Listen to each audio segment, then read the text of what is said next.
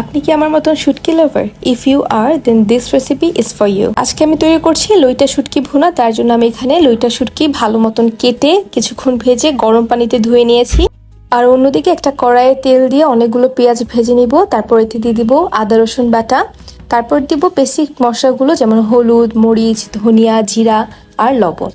এবার এগুলোকে ভালো করে মিশিয়ে নিয়ে দিয়ে দিচ্ছি টমেটো কুচি। তারপর এটাকে ভালো মতন কষাতে হবে কিছুক্ষণ সময় নিয়ে। আমি এখানে একটু গরম পানিও অ্যাড করেছি কষানোর সময়। কষিয়ে এবার এখানে দিয়ে দিচ্ছি পরিষ্কার করে ধুয়ে নেওয়া লইটা শুটকি। এবার এই শুটকিটাকেও আমি একটু সময় নিয়ে কষিয়ে নিব। আর যখন দেখবো তেলটা উপরে উঠে এসেছে তখন দিয়ে দিব গরম পানি আর কিছু কাঁচামরিচ। এখন এটাকে ঢেকে ওয়েট করব যতক্ষণ পর্যন্ত না শুটকিটা সিদ্ধ হয়ে যায় আর পানিটাও শুকিয়ে যায়। শেষে কিছু ধনিয়া পাতা কুচি দিয়ে মিশিয়ে নিলে কিন্তু আমার শুটকি ভুনা একদম রেডি। গরম গরম ভাত দিয়ে কিন্তু এই শুটকি ভুনাটা খেতে খুবই মজা। I hope you like this video. Please do subscribe. Thank you.